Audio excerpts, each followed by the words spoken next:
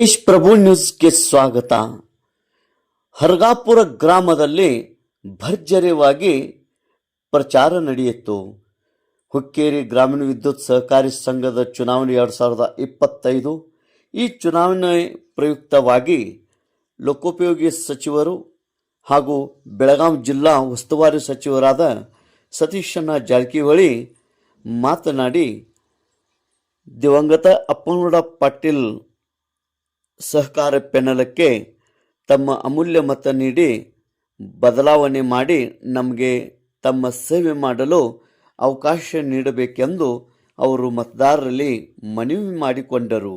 ವೇದಿಕೆ ಮೇಲೆ ಉಪಸ್ಥಿತಿ ಸನ್ಮಾನ್ಯ ಶ್ರೀ ಸತೀಶ್ ಜಾರಕಿಹೊಳಿ, ಯುವ ನಾಯಕ ರಾಹುಲ್ ಜಾರಕಿಹೊಳಿ, ಮಾಜಿ ಸಚಿವ ವೀರಕುಮಾರ್ ಪಾಟೀಲ್, ಮಾಜಿ ಸಚಿವ ಶಶಿಕಾಂತ್ ನಾಯ್ಕ್, ಚಿಕ್ಕೋಡಿ ಜಿಲ್ಲಾ ಕಾಂಗ್ರೆಸ್ ಕಮಿಟಿ ಅಧ್ಯಕ್ಷ ಲಕ್ಷ್ಮಣರಾವ್ ಚಿಂಗಳೆ, ಅಧ್ಯಕ್ಷರು ಜಯಗೌಡ ಪಾಟೀಲ್, ಸಂಗಮ್ ಸಕ್ಕರೆ ಕಾರ್ಖಾನೆಯ ಚೇರ್ಮನ್ನರು ರಾಜೇಂದ್ರ ಪಾಟೀಲ್, ನಿರ್ದೇಶಕ ಶಶಿರಾಜ್ ಪಾಟೀಲ್, ಅದೇ ರೀತಿ ಅಪ್ಪ ಸಾಹೇಬ್ ಶಿರ್ಕೋಳಿ ಮುಖಂಡರು ಮತ್ತು ಪ್ರಭುದೇವ್ ಪಾಟೀಲ್, ಬಸವರಾಜ್ ಕಲ್ಲಟ್ಟಿ, ಡಾಕ್ಟರ್ ಜಯಪ್ರಕಾಶ್ ಕರಜಗಿ, ಸಿದ್ದಕ್ಕಿ ಅಂಕಲಿ, ಪವನ್ ಪಾಟೀಲ್, ಜಯಪ್ರಕಾಶ್ ಸಾವಂತ್, ಸಂದೀಪ್ ದೌಡತೆ, ರಾಜೇಶ್ ಕದಂ, ಸುಜಯ್ ಕಾಕಾಸಾಹೇಬ್ ಪಾಟೀಲ್ ಹಾಗೂ ಅನೇಕ ಗಣ್ಯಮಾನ್ಯರು ವೇದಿಕೆ ಮೇಲೆ ಆಸೀನರಾಗಿದ್ದರು.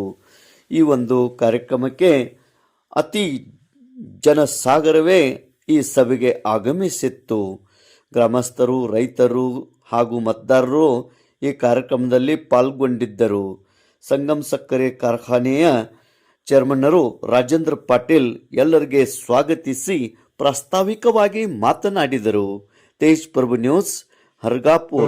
ಮಾಹಿತಿ ಪಡೆದ ನಂತರ ಆ ಸಂಸ್ಥೆಯನ್ನು ಹುಟ್ಟುಹಾಕಿದ ದಿವಂಗತ ಅಪ್ಪನಗೌಡ ಪಾಟೀಲ್ ಅವರ ಹೆಸರು ಇಡಬೇಕಾಗಿತ್ತು, ಇನ್ನೂವರೆಗೆ ಇಟ್ಟಿಲ್ಲ.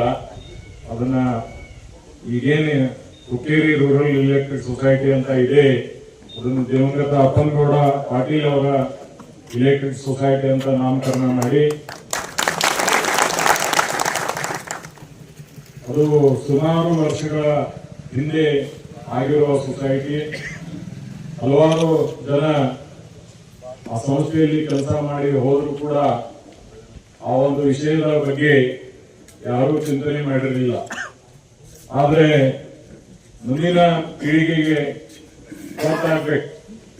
ಇದೊಂದು ಪೀಳಿಗೆ ಆದಂದ್ರೆ ಮುಂದಿನವರಿಗೆ ಗೊತ್ತಾಗಂಗಿಲ್ಲ, ಯಾರು ಸಂಸ್ಥಾ ನಿರ್ಮಾಣ ಮಾಡಿದ್ರು ಏನು ಅನ್ನೋದು ಗೊತ್ತಾಗಂಗಿಲ್ಲ ಅನ್ನೋ ನಿಟ್ಟಿನಲ್ಲಿ ಸಹಜವಾಗಿ ನಾಮಕರಣ ಅಪ್ಪನಗೌಡರ ಹೆಸರಿಟ್ರೆ ಇದು ಅಪ್ಪನಗೌಡರ ಮಾಡಿರುವಂತಹ ಸಂಸ್ಥೆ ಅನ್ನೋದು ಎಲ್ಲರ ಗಮನಕ್ಕೆ ಬರಲಿ ಅನ್ನುವಂತ ನಿಟ್ಟಿನಲ್ಲಿ ಆ ಒಂದು ಹೆಸರಿಡುವ ಸೂಚನೆ ಮಾಡಿ ಈಗಾಗಲೇ ಅದನ್ನು ಆ ಸಂಸ್ಥೆಯ ಸಂಚಾಲಕ ಮಂಡಳಿಯವರು ಬೋರ್ಡ್ನಲ್ಲಿ ಚರ್ಚೆ ಮಾಡಿ ಆ ಹೆಸರನ್ನು ನಾಮಕರಿದ್ದಾರೆ.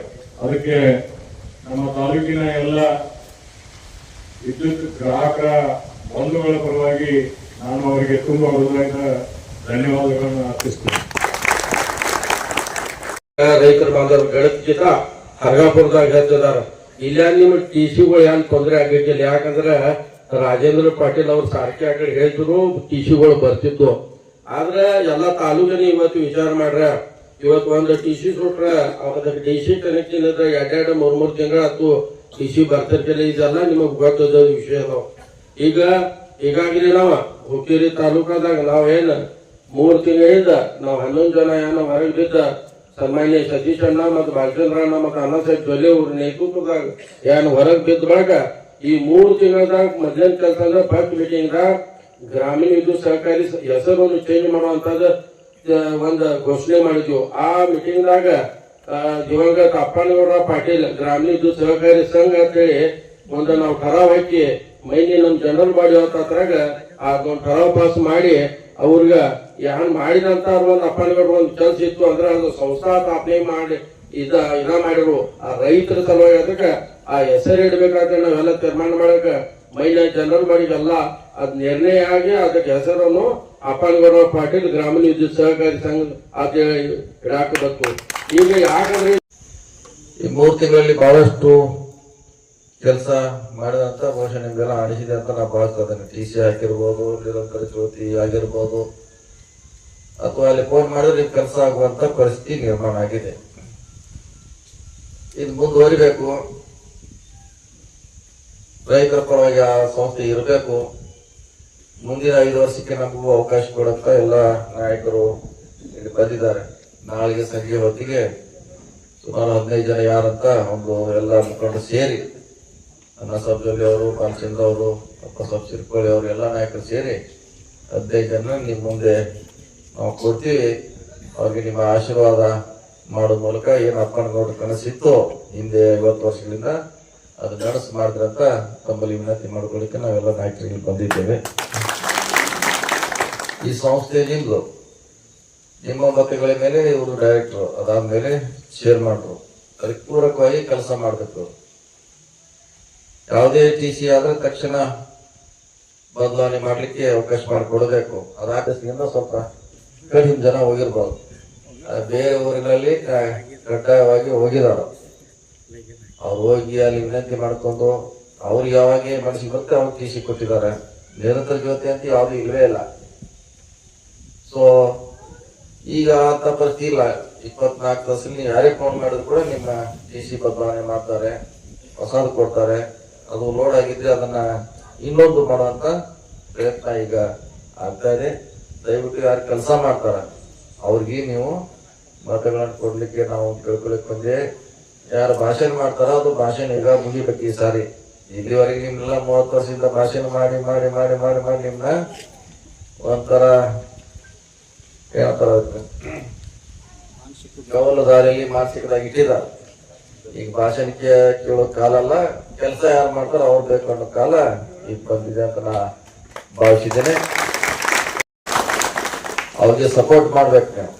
ಯಾರು ಅದನ್ನ ಕೀಲಿ ಹಾಕಿ ಹೋಗ್ಯಾರ ಅವ್ರಿಗೆ ನೀವು ಇರಬಾರ್ದು. ಕೀಲಿ ಹಾಕೆಲ್ಲ ಮಾರಾಟ ಮಾಡ್ಲಿಕ್ಕೆ ಅಂತ ಪೇಪರ್ನ ಕೂಡ ಕರೆದು ನೋಡಿರ್ಬೋದು ನೀವೆಲ್ಲ. ಹರಾಜ್ ಕೂಡ ರೆಡಿ ಆಗಿರ್ತಾವ. ಮತ್ತೆ ಹರಾಜ್ ಹಾಕೋರ್ ನೀವು ಮತ ಕೊಡೋರು ಅಥವಾ ಈಗ ರಿಸ್ಕ್ ಬೇಕಂತ ದುಡ್ಡು ಹಾಕೋರ್ ಹಿಂದಿರೋರು ಅನ್ನೋದು ನೀವೆಲ್ಲ ಹುಕ್ಕೇರಿ ತಾಲೂಕಿನ ಜನತೆ ತೀರ್ಮಾನ ಮಾಡುವಂತ ಕಾಲ ಈಗ ಬಂದಿದೆ. ಹೊಸ ಬಂದ್ರೆ ಹೊಸ ವಿಚಾರಗಳಿಂದ ಬದಲಾವಣೆ ಆಗ್ತದೆ. ಇವಾಗ ಹಾಳ ಬರೋದು ಅಪ್ಪನಗೌಡ ಪಾಟೀಲ್ ಅವರ ಕಣಲಿಗೆ 15 ಜನಕ್ಕೆ ನಮ್ಗೆ ಸಹಕಾರ ಮಾಡಬೇಕು. ನಿಮ್ಮ ಮನೆ ಬಾಳಿಕೆಗೆ ಸೇವೆ ಪಡ್ಕೋಬೇಕು ಅಂತ ಹೇಳಿ ನನ್ನ ಮಾತು ಮುಗಿಸ್ತು. ನಮಸ್ಕಾರ.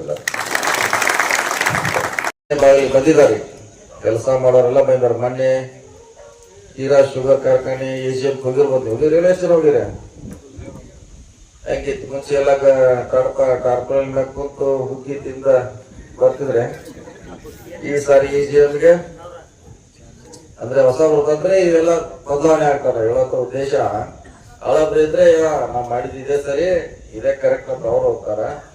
ಹೊಸವ್ರು ಬಂದಾಗ ಹೊಸ ಹೊಸ ವಿಚಾರಗಳಿರ್ತಾವ. ಕಾರ್ಖಾನೆ ಹೆಂಗ್ ಸುಧಾರಣೆ ಮಾಡ್ಬೇಕು, ಹೆಂಗ ರೈತರಿಗೆ ಹೆಚ್ಚಿನ ಸೌಕರ್ಯಗಳನ್ನ ಕೊಡ್ಬೇಕು, ಅದಕ್ಕೆ ಒಂದು ಮಾದರಿ ಮಾಡಿ ತೋರಿಸ್ಬೇಕು.